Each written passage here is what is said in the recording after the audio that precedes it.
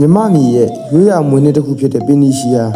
တဘာဝတရားနဲ့လူသားတို့ရဲ့ဖန်တီးမှုပေါင်းစပ်ရာကနေအစားပြုခဲ့တာဖြစ်ပါတယ်။အရေးသွေးကောင်းတဲ့ဝါကုန်းဖြူဖြူတွေကိုရွေးချယ်ပြီးကြီးလက်လက်မှုပညာရှင်တွေကစိတ်ရှိလက်ရှိနဲ့ရှင်မြင်လေးတွေဖြစ်အောင်ရင်ယူခဲ့ကြပါတယ်။ပင်နီရဲ့ဝိညာဉ်ဟာတနှောင်းကောင်းတဲ့တစ်ခေါက်တွေကရတဲ့တဘာဝစူးစိမ့်မှရှိပါတယ်။ဓာတုကင်းစင်တဲ့အုတ်နီရောင်ဟာပင်နီရဲ့ထူးခြားချက်ပါပဲ။ဖြူစင်တဲ့ရှင်မြင်တွေကိုတဘာဝဆေးရည်ထဲမှာထပ်ထပ်နှိပ်ယူလိုက်တဲ့အခါခန့်ညားတည်ငြိမ်တဲ့ဖော်လန်ဖားရောင်ပင်နီရှင်မြင်တွေဖြစ်ပေါ်လာပါတယ်။ရကန်းခတ်တန်တကြောကြောနဲ့အတူရှင်မြင်တပင်ချင်းစီကိုစနစ်တကျဆက်နွယ်ပြီးခိုင်ခန့်လာပါတဲ့ပင်နီထဲတွေကိုပုံဖော်ဖန်တီးကြပါတယ်။လွတ်လပ်ရေးကြိုးပမ်းမှုကာလမှာတော့ပင်နီဟာမျိုးချစ်စိတ်တဲ့ရဲ့ပြရုပ်ဖြစ်ခဲ့ပြီးအမျိုးသားကောင်းဆောင်ကြီးတွေရဲ့ဂုဏ်ယူရာဝတ်ဆောင်ဖြစ်လာခဲ့ပါတယ်။ဒီနေ့ခေတ်မှာလည်းပင်နီဟာခေတ်မီဒီဇိုင်းတွေနဲ့ပေါင်းဆက်ကတည်ငြိမ်ခန့်ညားတဲ့ဖော်လန်ဖားရောင်ကိုထိမ့်သိမ်းရင်းဖက်ရှင်လောကမှာနေရာယူထားသေးပါ